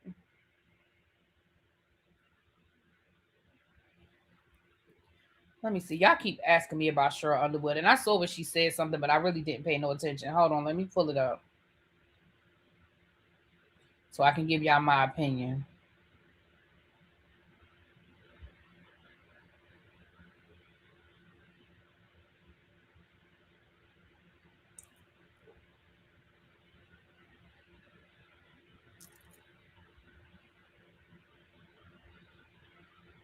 So it says that Tony Hinchcliffe mocks Cheryl Underwood's late husband, unaliving himself during his roasts. He said Tony Hinchcliffe and Shane Gillis made ruthless jokes about Cheryl Underwood's husband's unaliving during Netflix roast. So this is the joke. Quote, her husband unalived himself 3 years into the marriage. I've been sitting next to her for 2 hours and I have to ask, how did he last that long? The camera cut to Underwood, who was hysterically laughing.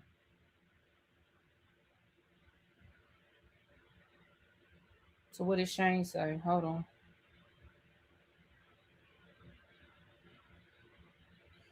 Let me scroll down. Is that the end of this? Because it said Shane. I don't see nothing else written here. Hold on. Hold on. Let me make sure I'm not missing the rest of this article because I want to know what Shane said. It said, oh no, hold on. Hold on.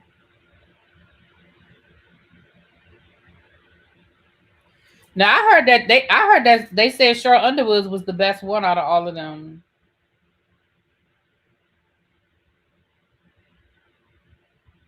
So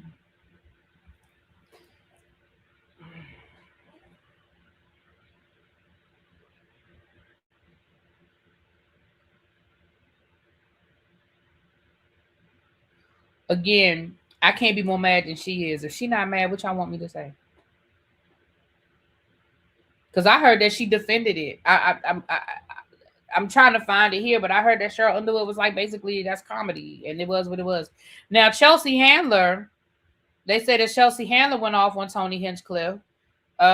She said that she began her set by calling out her peers for performing at the Saudi Arabian governor. Okay.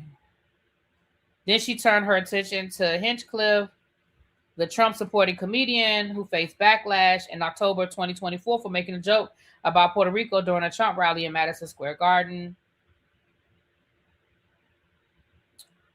She said, Tony is what happens when women don't have safe access to abortion. Oh, wow. Handler quipped before adding, Tony, you have to face the school. You have the face of a school and the personality. Oh, this is a lot. Okay. Oh, she said she pointed out his whitened teeth, accusing him of using Crest white supremacist strips, and mocked his friendship with podcaster Joe Rogan by asking, if you're here tonight, who's keeping his balls warm in their mouth? Oh. Okay. All right, Chelsea. Okay. Y'all know Chelsea Handler, she don't give a fuck. Cheryl Underwood defended it on on Don Lemon. Yeah, I mean, that's what I would have expected from Cheryl Underwood. I don't mean any harm, but Cheryl Underwood, she's going to defend it. So look, what y'all want from me? Y'all want me to be more mad about a joke about her deceased husband than she is from a person that I already feel like shouldn't have been invited to the conversation? Like, y'all invited that man in the door. I'm sorry. I guess I just don't have a lot of reaction to it because I don't expect a lot. First of all, I don't like roast. I don't think they're funny. They're not my kind of humor. Every time there's a roast, there's this controversy about what was said and who said too much and how far people went. It happens every single time. And when I go back and I look at old roasts, like I said, you go look at the roast, I believe it's of Red Fox. It's either Red Fox or Richard Pryor. I mean, are the jokes low blows? Yes, but they're funny. See, they didn't make me uncomfortable to listen. Those jokes, I would have been uncomfortable in that room. I would have been uncomfortable. Cheryl's not MAGA, but she's a Republican. But she's not MAGA. No. And there is a difference. There's a difference. And I don't even know if she might still call herself Republican, but I know she's not MAGA. No. Because I've heard her speak out against Donald Trump. So she's not MAGA, but she is a Republican, and that's different.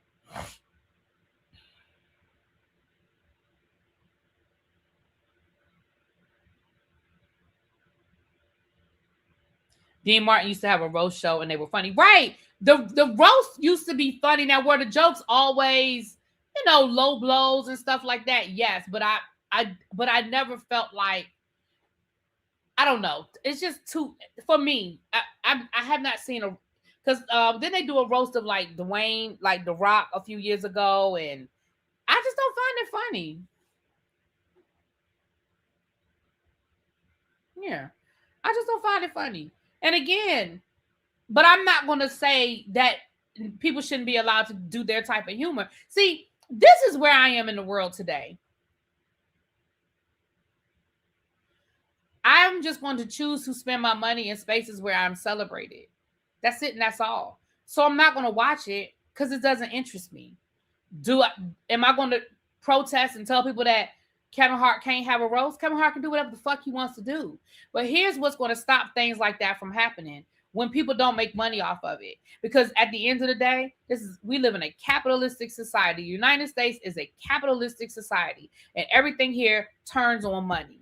And the faster people figure out that it's not turned on your emotion, it's not turned on how you felt and whether you liked it or not, it is turned on money.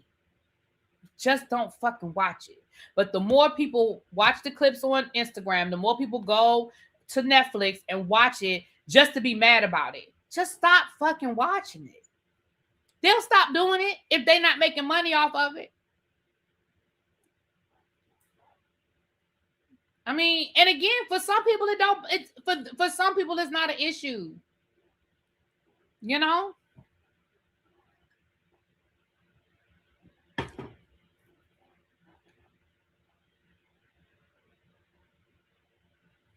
How did Tom Brady have better jokes than the comedians? He had better writers. Right. Somebody in the chat just said, I felt no way about the jokes. Right. Because humor, listen, what makes you laugh doesn't make me. Listen, I told y'all before, I was never a Jim Carrey fan. People thought Jim Carrey was the funniest thing. I mean, his movies made millions and millions of dollars. People could not wait for the next Jim Carrey movie. And I never found Jim Carrey funny. Even when he was on In Living Color, I did not find him funny. I felt like he was always, he was that, what type of humor do they call it, you guys? Like the physical humor, like the Jerry Lewis type humor. And I just never found him funny. I didn't think Fire Marshal Bill was funny. I didn't think, what was the character where he played like the bodybuilder? I just never found him funny. I thought Liar Liar was stupid. Ace Ventura, dumb. The only movie that I really can sit through of Jim Carrey is The Grinch That Stole Christmas. Slapstick, that's it. Slapstick humor. I don't find him funny.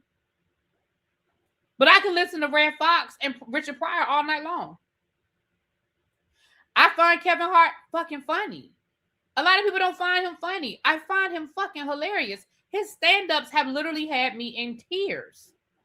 I didn't like Dumb and Dumber. The only Jim Carrey movie, comedic movie that I can think of that I actually enjoyed was The Grinch That Stole Christmas. That is it, and that is all.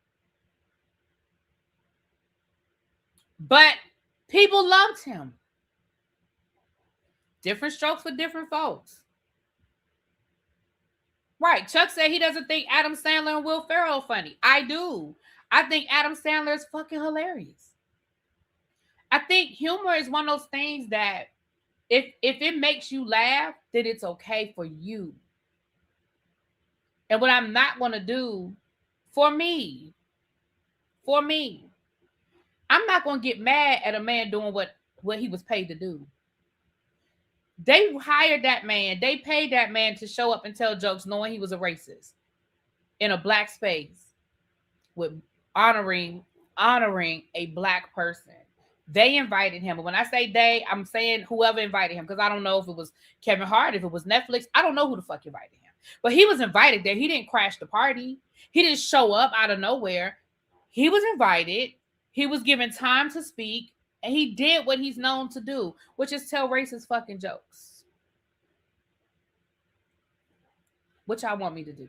Right. I never found Seinfeld funny. I've tried to watch a couple of Seinfeld episodes. I never found them funny. The funniest thing about Seinfeld is trying to watch what's her face dance. The female friend. The episodes where she's dancing, I watch those. But other than that, I just don't find it. I never found Seinfeld to be funny. I didn't like Cat in the Hat. Was that Jim Carrey? I feel like I only watched the Cat in the Hat like one time. So the fact that I only watched it one time, no. I think Friends is hilarious. And I know a lot of people don't like Friends because they, NBC did still Living Single from the black people and turned it into Friends. But I still found Friends fucking funny. And if I'm flipping the channels and it's on, I'll stop. I think Friends is hilarious. Sorry, not sorry. Funny to me. Yeah, I didn't think Cat in the Hat was Jim Carrey. I used to love the Drew Carey show. You see what I'm saying? Y'all see how in the chat humor is relative to who you are? I thought the Drew Carey show was fucking hilarious. That damn Mimi, that was my girl.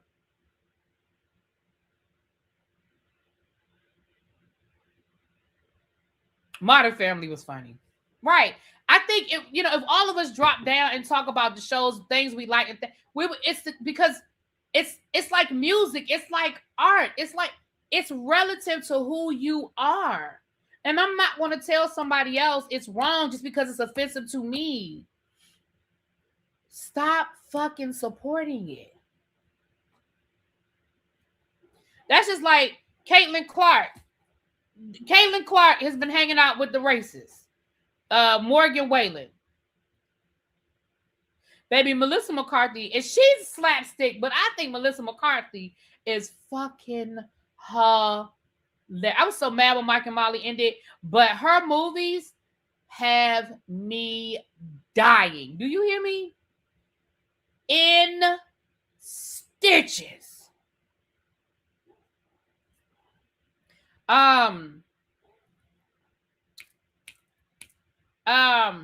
What did I just say? Y'all made me lose my train of thought.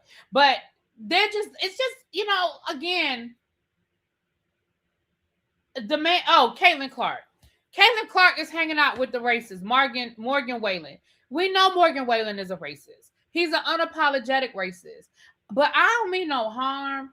And maybe what I'm saying is probably wrong because I don't know Caitlin Clark. I don't know that lady. I ain't never been around her.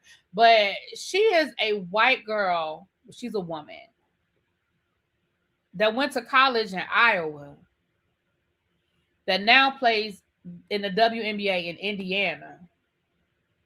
Has she given y'all the impression that she's anybody other than a person that would hang out with a racist country music star? Like, I'm not shocked. Are y'all shocked? Why are we shocked? They told y'all who this woman was. Y'all just didn't want to believe it. Lord, what did Xavier say? They told Xavier, I think Tyler Perry. Well, listen, if you think Tyler Perry's funny, I can't tell you he's not. I'm not going to tell you that he's not. Remember when Monique thought she would be as big as Melissa if she wasn't blackballed?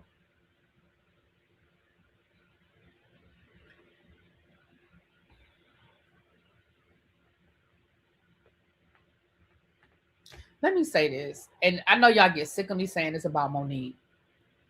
Monique probably could have been as big as Melissa McCarthy on the black side of Hollywood if she played the game. She didn't. That's it. That's all. Melissa McCarthy played the game. Y'all don't think that Melissa McCarthy was pigeonholed into playing the silly fat girl? Go look at her movies. Go look at Melissa McCarthy's movies. She was pigeonholed into playing the silly white girl, the sidekick.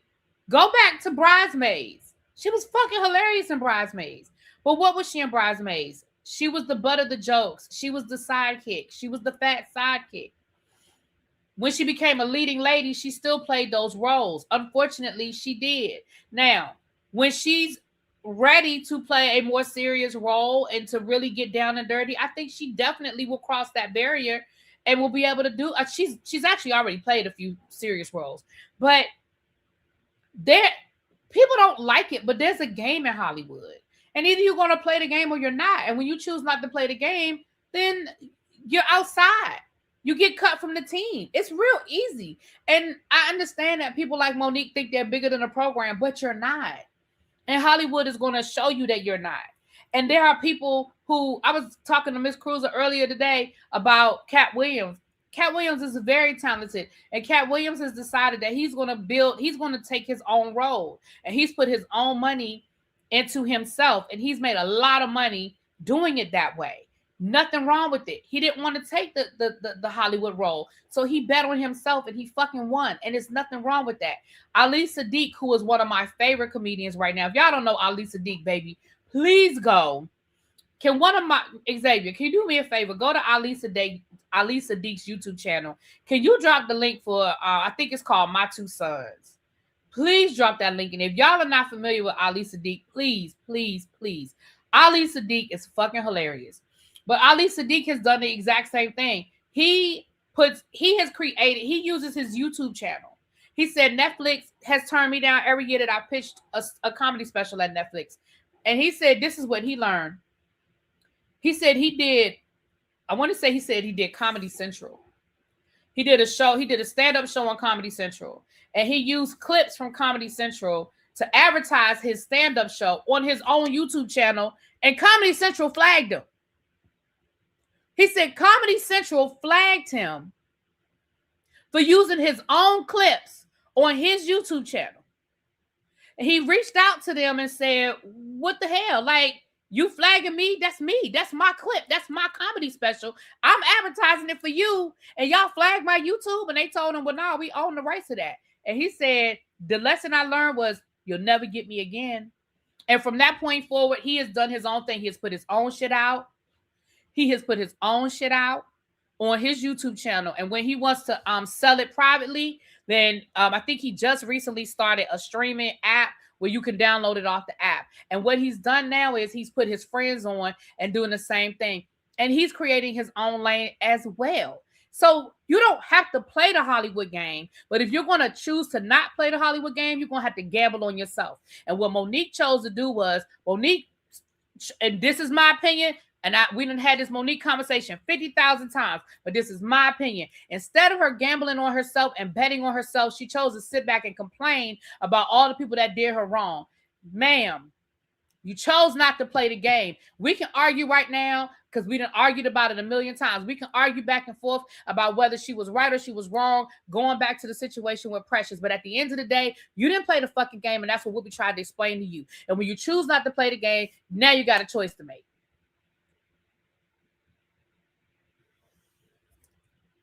Monique got that YouTube channel. She could have just as easily done the same thing that Ali Sadiq did with his YouTube channel. Instead of sitting on there with you and your husband complaining and talk about how horrible Hollywood was and how horrible Oprah was and how horrible all these people were to you, do some comedy over there. Create some content over there. Sorry, not sorry. But moving right along. Ali Sadiq is fucking hilarious. And if you somebody said Hassan is my man, baby. Let me tell you something. I was telling Cruiser earlier, I listened to this story over and over again. When he talks about taking Hassan to the hood, baby, that shit is hilarious to me. That shit is hilarious. Y'all got to listen to that clip, baby. That story. Ali Sadiq is a great storyteller. I can't wait till he comes back around. I'm going to get tickets when he comes back to DC. I think he's coming to Baltimore soon. But I want to get some tickets. Baby, when he tells that story about taking Hassan to the hood. And then it's another story he tells about his oldest son, when his oldest son decided to move out. But then he was back living in his car in front of the house.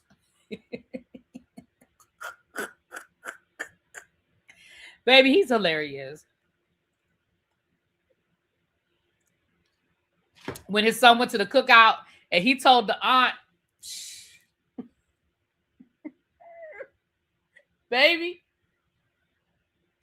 he said his aunt was going to whoop Hassan's ass. He said, yeah, I can't tell. I don't even want to ruin the joke. Y'all go listen. I'm telling you. And if you go back, he went to prison. So if you go back earlier in his career, he talked a lot about his prison stories. Those are funny too. See, I'm not a Flame Monroe fan, but she has a right to do her thing. I'm not a big fan of hers.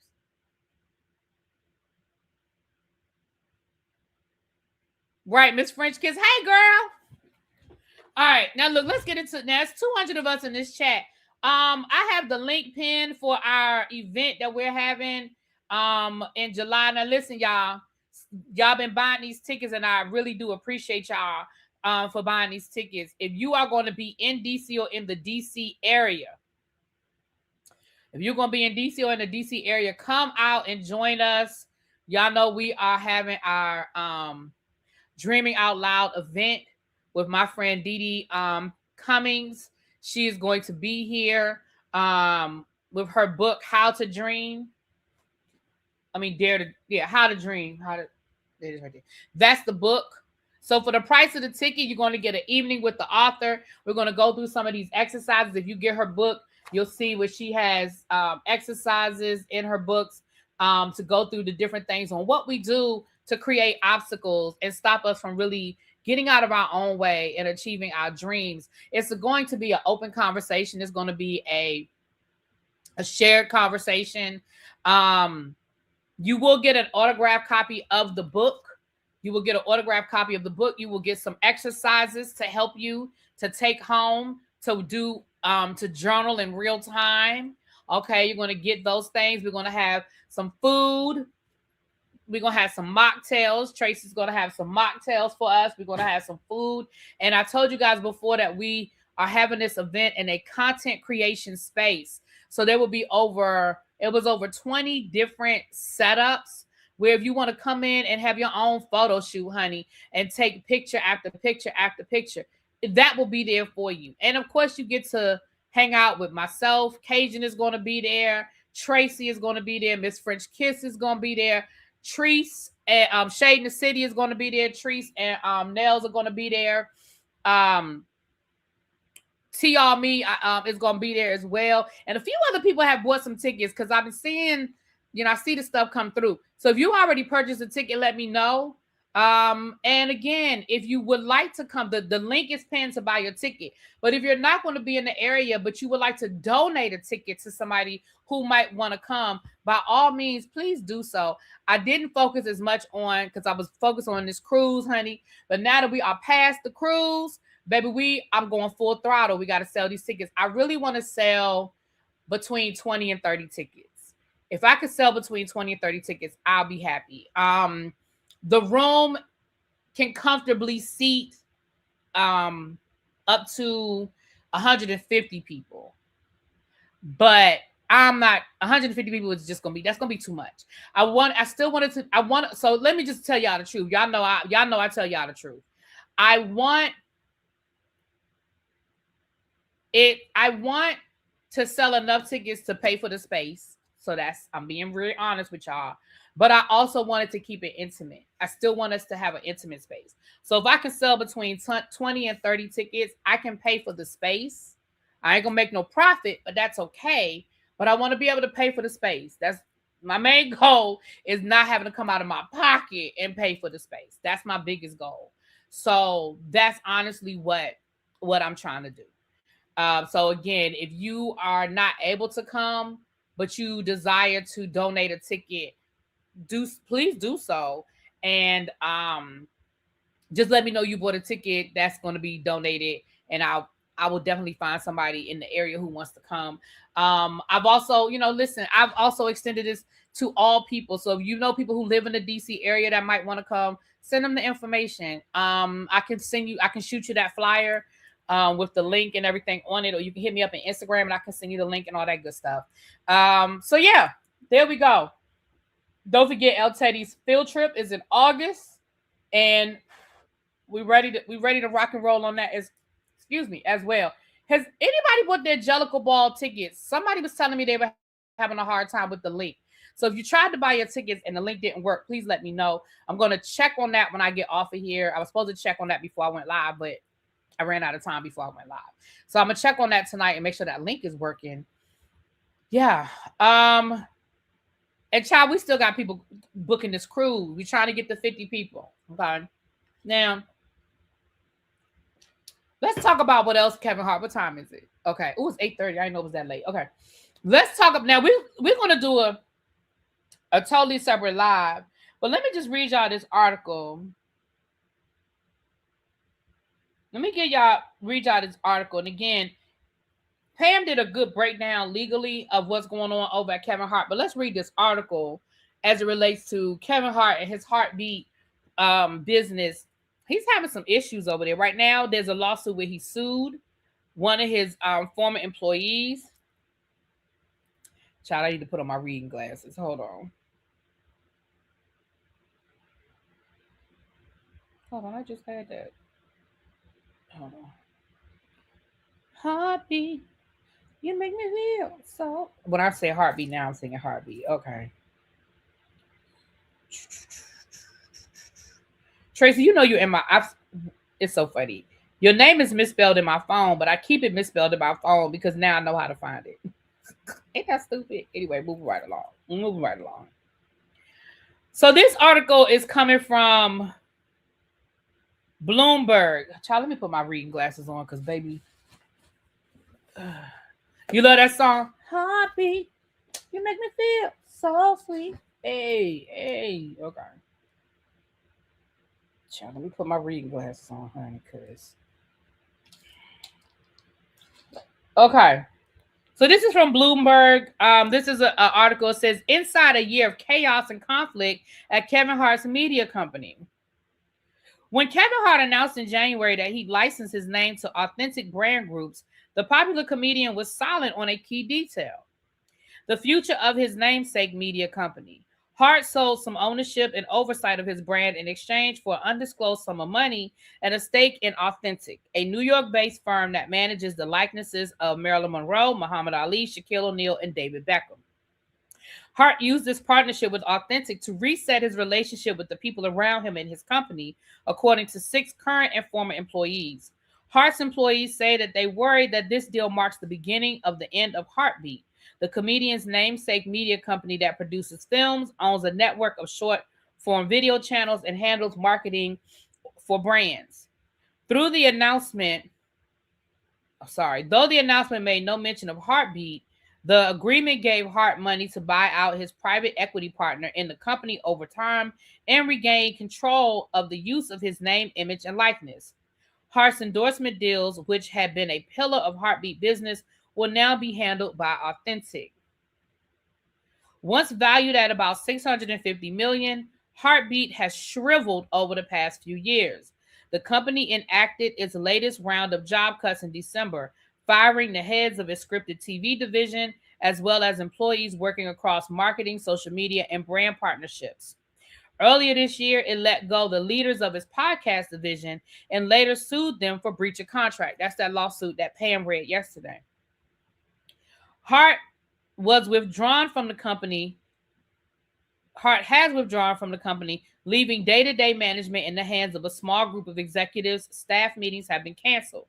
The development of a new film and TV projects has slowed. A slate of new podcasts was pitched but never produced. Heartbeat struggles reflect the challenging environment for many Hollywood production companies as media giants merge and cut spending. The company is also a cautionary tale in this age of celebrity media mogul. Financial firms have plowed money into media companies led by high-profile figures, believing they could use their notoriety to build valuable businesses. Yet, even seemingly successful ones have had a hard time. Heartbeat, like many of its peers, has suffered from mismanagement and grappled with the tension between the needs of the star and his company. Hart, one of the hardest working people in Hollywood, tired of subsidizing a company that relied so much on him. He declined to comment on the story, which is based on conversations with several current and former employees. On Sunday night, Hart, who hosted a widely reviewed roast of NFL great Tom Brady 2 years ago, will be the subject of his own roast on Netflix. We just talked about that, child. One of the most successful stand-up comedians and actors of his generation, Hart has always been entrepreneurial. In 2017, he started Laugh Out Loud, an online video comedy business, and later grew to include branded entertainment. He also operated his own production company, Heartbeat Productions, that made programs for streaming services like Peacock, Quibi, and Netflix. With Hollywood in the midst of a production boom, Hart watched his fellow celebrities get rich from their media enterprises. Reese Witherspoon sold her media company, Hello Sunshine, in a deal that was valued at as much as $900 million. God darn, I didn't know that, Reese. Hey, girl.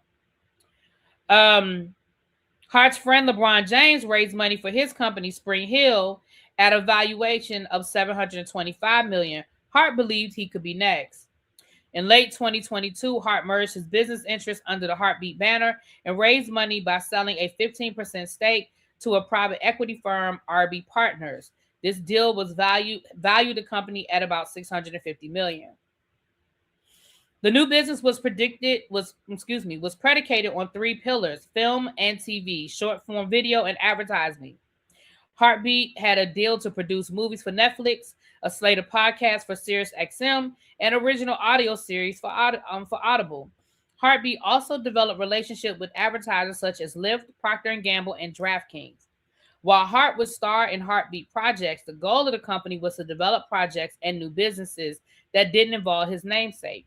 The company would leverage Hart to sell projects and secure broad programming. Hart would also ask that Heartbeat be involved in producing his movies and any advertising campaign for which he was a spokesperson. His fees as a producer and brand ambassador would help pay the bills. The hope was that he convinced other celebrities to use Heartbeat as well.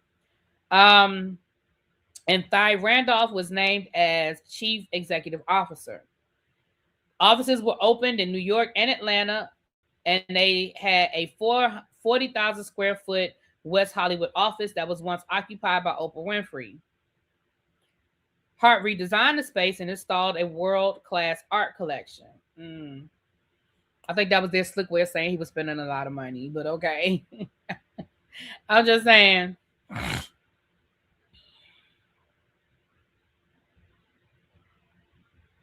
Okay, hold on. Hart's own office featured a dressing room, a series of paintings by South African artist Finney. I'm not going to try to say that man's last name. Multiple TVs and a desk from a prominent French designer. Quote, he really has almost a full-service apartment in his suite. Ain't that where he got caught cheating on his wife? Ain't that what the lady, his former assistant, said he was cheating on his wife down to that? Okay. While Heartbeat expanded, Hollywood entered a recession, economic uncertainty, and rising interest rates, growing skepticism about the profitability of streaming caused major media companies to fire staff and pull back on buying new projects. Heartbeat was a little more insulated than most because talent like Hart could easily sell a project. Still, producing projects without Hart and a starring role became more difficult. All right. I'm gonna skip down to a year conflict because this is a long article. Okay, yeah, let me skip down to so that gives you the background of how we got here. I'm just saying that's what, listen, Tracy, I'm just saying that's where allegedly it went down. It went down. I'm just saying. Okay, let me read this year conflict. In January of 2025, Hart announced he would be the new CEO of Heartbeat and pledged to outline the firm's strategy in the coming weeks. Instead, Hart spent weeks and sometimes months without visiting the office. The people said and empowered Jeff Clanagan, the CFO, Eric Stoneburner, to run the company day to day. Hart was on set to shoot at least a couple of movies last year in addition to other work. A former concert promoter and movie producer, Clanagan, had helped make Hart a major star. He had partnered with Hart to bring stand-up specials to the big screen, producing shows such as Kevin Hart's Let Me Explain, which grossed $32 million at the box office. Clanagan produced some of those specials under the banner of his own company, Cold Black Films, which helped promote marketing and distribute video from Black creators. Clanagan continued to operate Cold Black while serving in a senior capacity at Heartbeat. He pushed employees at Heartbeat to post his videos to the Cold Black channels as well, saying they could use the additional reach for raise awareness. The videos generated advertising sales for Cold Black. Clanagan had employees at Heartbeat oversee Cold Black's social media pages and asked to get those channels loaded into Heartbeat's content management system. That gave Cold Black YouTube channels advantage over others because of Hart's prominence and his company designation with YouTube. Employees raised concerns about human resources at the company's lawyer. Clanagan also became increasingly interested in video generated by artificial intelligence. He started a new app called Blacktopia, a streaming service for Black viewers programmed with content from online creators and often made by AI. He urged employees to work on it. Clanagan initially responded to a request for comment and then retracted the message. Meanwhile, many of Heartbeat's main businesses languished. Sales from the company's YouTube channels fell, and investments in new film and TV projects slowed. Heartbeat, once profitable, started to bleed cash. Heartbeat had hired Eric Eddings and Leslie Guam to produce audio shows that didn't involve Hart, while the pair developed a slate of projects they never got approval to make them. In mid-December, Heartbeat fired about a dozen employees, including some of those who were supposed to develop the podcast. Eddings and Guam then decided to start their own company and began raising money. When Flanagan found out, Heartbeat fired them and sued for alleged theft of trade secrets and breach of contract. A court approved a temporary restraining order, but then rejected a preliminary injunction, saying that Heartbeat had not demonstrated that Eddings and Guam had used proprietary information for trade secrets. The court said the request was vague and ambiguous and overly broad. That case is ongoing. Heartbeat also fired the heads of its TV division, Tiffany Brown and Mike Stein, who were in the middle of producing a TV show based on the film Barbershop for Amazon, and a second season of the animated series Lil' Kev. The company made no official announcement explaining the cuts. The following week, senior leadership arranged a Zoom meeting. Hart remained off camera until it was time to speak. He talked for a few minutes about changes at the company and took no questions. Hart changed his phone number in the weeks following the layoffs.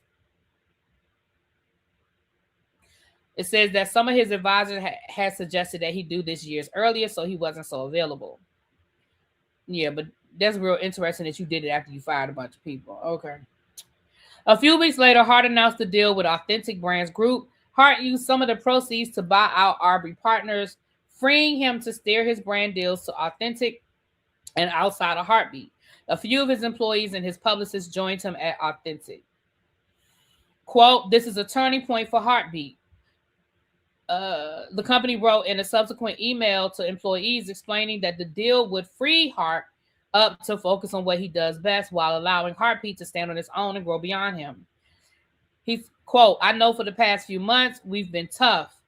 End quote. Then it says, adding that for too long the company had been too dependent on him. The email was said to be from Kevin Hart, aka Boss Man. It was sent by Hart's assistant. I'm gonna be honest, you guys. It sounds like there's a lot going on, but I'm gonna be honest. It sounds like maybe, and this was my fear with Kevin Hart when all of this stuff was first going down. It sounds like maybe he just moved really, really, really fast. He was really hot. People probably wanted him to do a lot of stuff, and I think it maybe just got overwhelming. You doing television, you doing television, you doing radio, because at one point Kevin Hart was everywhere. Like, we couldn't get away from that Negro, whether we wanted to or not. I mean, he was doing podcasts, he was doing the Olympics, he was doing commercials, he was putting out 3-4 movies a year. Like, it was a lot of Kevin Hart, and I think some of it is just the natural, everybody ebbs and flows, right? It you don't stay the hot commodity forever. I mean, you can stay consistent, you can stay employed, but you can't be at the top forever. You know what I mean? So it sounds like it's a combination of that. Now, these lawsuits are interesting. And we'll see where they go, where the lawsuits are going. And like I said, I have the lawsuit, and so we can read that at a later date and go deeper into it. But it's definitely interesting. This makes me think Monique's interaction with him wasn't a lie. I never thought Monique's version of the story was a lie. I just think that, I'm gonna leave it at that. I never thought it was a lie. Streaming AI and podcasts are a recipe for disaster. And we just got finished having that conversation about comedy and what people find funny. I find Kevin Hart to be hilarious. I think he's fucking hilarious. And I'm not gonna change that just because, I know some people don't find him funny. Some people think he's corny. I get it.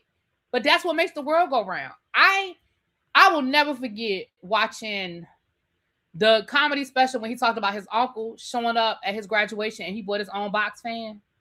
Bitch. That thing took me out. When I say took me out, I mean I was grasping for air because I was over at my neighbor's house. We were in my neighbor's basement watching it.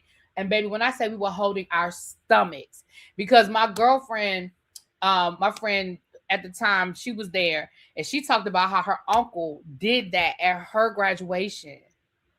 how her uncle literally showed up. Cause she was like, my school was in the hood and we ain't had no air conditioning, and he knew it was hot. And she told us about how her uncle came up in that graduation, baby. Listen, again, everybody don't find him funny. I find him fucking hilarious. But I'm not going to say that I find every movie he does funny. No, absolutely not. He's done some shit that I didn't think was funny at all.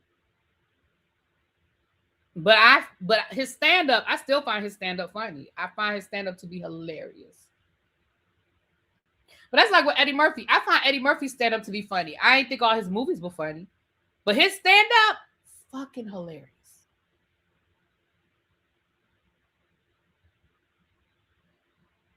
Right, all right. Yeah, like, hilarious to me. And again, do I think he's as funny as he used to be? No, I don't. But I think that's just like with anything. Like, listen, that's just like with rappers. When you're not as hungry anymore, sometimes the music ain't as good.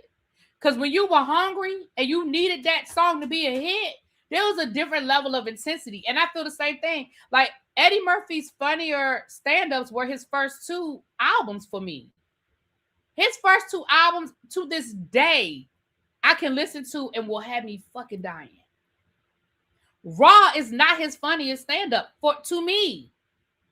Delirious is actually his funniest out of Raw, Delirious, and it's another one. His first one, where he talks about the ice cream truck, and he talks about and he talks about how his sister knocked that ice cream out his hand. You got that one. You have Delirious, where he talk about his aunt, and his baby. That shit is fucking hilarious. Monique used to be funny as hell. Absolutely, she was funny as hell. Listen, I grew up on Def Comedy Jam, and we got a glimpse at a lot of these comedians before they became famous. Listen, my favorite is still Bernie Mac. I ain't scared of you motherfuckers. Look, Mims just said it. Bernie Mac, and I ain't scared of you, baby. Listen, back in the day, and my 80s babies will understand, we used to record Def Comedy Jam every Friday night. It came Friday night on HBO. Every Friday night, we recorded Def Comedy Jam. And that became the conversation at school. Before everybody had a cell phone in their hand and everybody was on TikTok, that was the conversation at school. When you got back to school on Monday, you better have memorized that Def Comedy Jam from Friday night. You had 2 days. You had 2 days to come to school on Monday and know every single fucking joke. You know who was funny and who wasn't. That and Showtime at the Apollo. You better know who was on Showtime at the Apollo on Saturday night and who performed. Baby, before we had cell phones in our hands and we used to talk to each other instead of sitting on our phone all the goddamn time. Okay? Right. You just had to be there, Miss Daddy. You just had to be there. Eddie Griffin. Yeah, I mean, again, so that's why I'm saying, like, when it comes to comedy, it's all about, because I remember sitting there with my friends and I remember us watching the Def Comedy Jam, and some of us, there would be times when we didn't like any, like we didn't like the same comedians, you know. Coming up next, who was it? Joe Torre and Martin Lawrence. Martin Lawrence started off as the host, and then it was Joe Torre. Charlie Murphy was the hidden gem. He was. Charlie Murphy was hilarious. You had the pleasure of seeing a live taping. Yeah, you knew New York girls. A good friend of mine. Well, we went to Bennett together. When I say good friend of mine, that's my girl, because we went to Bennett together, and that's my girl. She used to be one of the dancers. You know, at the end of Def Comedy Jam, they would come up on stage and dance. She was. If you go look at old episodes of Def Comedy Jam, she was one of the people that would go up on stage and dance. Cheryl Underwood with her purse. Yep, I remember Cheryl Underwood coming on stage with that damn purse. Sure did. Sure did.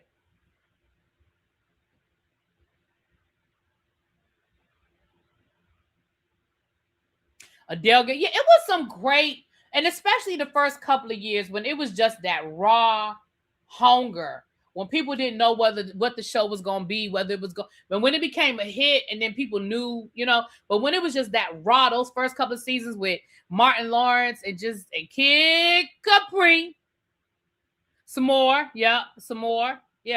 So it was a good time. And the old episodes are probably floating around somewhere, child. They're around somewhere. Adele Gibbons with that. Listen, there's some things. Adele Gibbons in that Tic Tac joke. Mm-hmm. Yep. All right, y'all. We're gonna get off of here. Thank y'all so much. Y'all cut up today. Hold on. Let me go through what happened today. If y'all wasn't here earlier, let me go through. We about to go with. It's 8:51. Give me 9 o'clock. We're gonna do a members only. And again, it's gonna be quick. It's gonna be like a 30-minute, 40-minute members only. If you came in late, I got some tea to spill about Real Housewives of Potomac. I have an unboxing or two, and I have an update on some travel. You guys are gonna get some travel updates, okay? With that being said, let me go through the list. KDK gifted 5 memberships. KDK, you talking about Cross Country Cruiser gifted 5 memberships. Ash Tuck super chat. Franny Mama gifted 1 membership. Miss Baythang gifted 5 memberships. Bilo gifted 1 membership. CC gifted 5 memberships. Universe Soul Goddess was gifted a membership and then turned around and gifted somebody else a membership. See, that's that with each one, you give, you take that blessing and you pass it on. She was gifted a membership. She gifted somebody else a membership.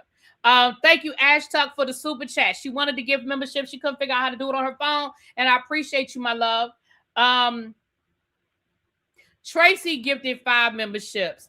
Then we have a new member, T Love. Thank you and welcome to the tribe, my love.